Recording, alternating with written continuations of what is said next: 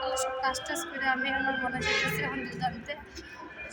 দুধ এখানে পাইছে না আজকে সকালে, তাই এখন দুধ কিনলে আমি কিনলে সেগুলো জল ঢালবো, দুধ ঢালবো, সেগুলোতে পূজা কমপ্লিট করবো। পূজা আমাদের লোকে কথা বলবো, সঙ্গে থাকবো। পূজা উজা দিয়া ঘরে আইলাম, আইয়া দেখি গরম লাগে, একটু ফ্যানের বাতাস খাইলাম।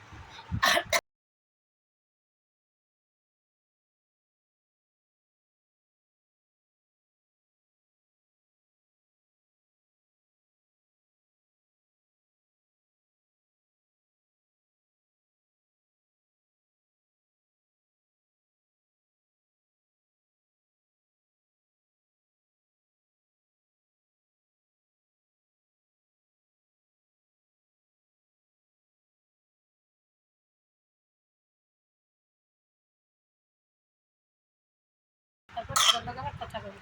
ফাইনালি বন্ধুরা তারারে ঘুম লাগাইতে লাগাইতে আমিও ঘুমাই গেছি, যে দুটোর লোক আর কথা বলতে পারি নাই। ঘুম থেকে এখন উঠলাম, মোবাইল গলা ধরে দেখা গেছে উঠছে, আমার গলা কাশি যে ওষুধ খাই আমি তারও খুব কাশি। তো ঘুম থেকে উঠলাম, তখন তারা কাপড় উপর লাগাই দিয়া তারা খাওয়া দিব।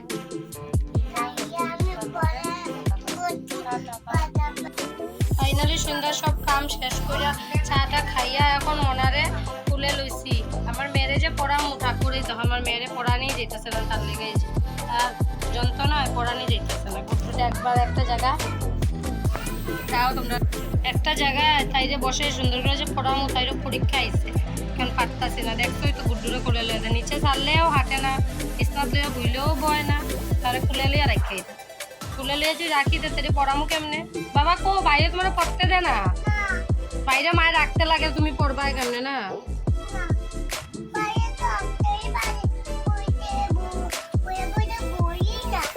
ও খুলে লিয়ে খালি হাঁটতে লাগে না, আমি নিজে নিজেই পড়ি, কি করবো?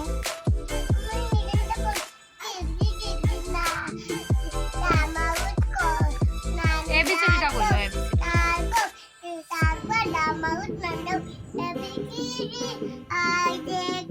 কইছো না তো। তারপরে তারপরে তারপরে তারপরে এম এন, তারপরে ওপি, তারপরে তারপরে কিউবি, তারপরে ডাব্লিউ এক্স ওয়াই জেড।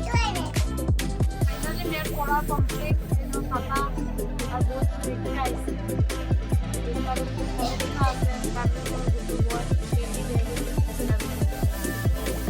পড়া কমপ্লিট করলাম, ওই এখন যাবো রান্না করে, রান্না করতে আর এই দেখো নিজে কাম করবো, একদিকে একটা করি আর একদিকে আরেকটা নিয়ে নষ্ট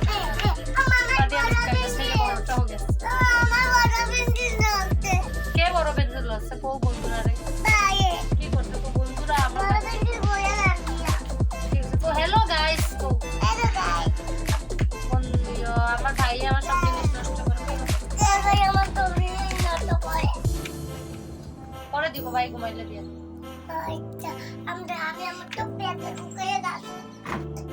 ঠিক আছে। তোমার এক্সাম কবে? 1 তারিখ। ফাইনালি মিস্টার আচার্যি ভুবন থেকে ঘরে আইলো, কিছু কইবা তুমি ভুবন সম্পর্কে?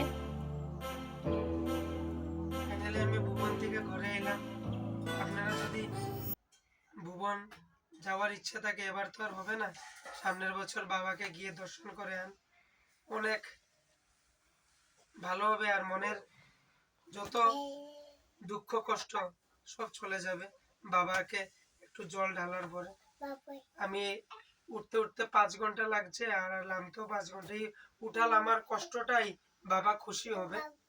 আপনারা যান, আপনাদের মনস্কামনা সব পূর্ণ হবে, এতটুকু করেন।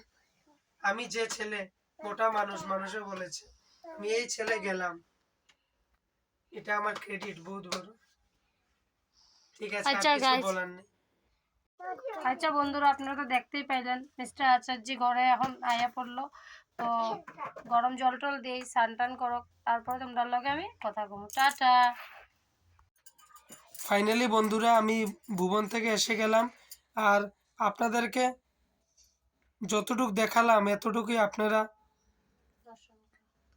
দর্শন করুন, কেননা আর বেশি কিছু দেখানো সম্ভব নয়, কেননা অনেক ভিড়, অনেক মানুষের, যাত্রীদের ভিড় কি বলবো, লাখ লাখ মানুষ এসেছে এই ভুবন বাবার দর্শন করতে। তাই আমি যতটুক আমার সম্ভব ততটুক দেখালাম।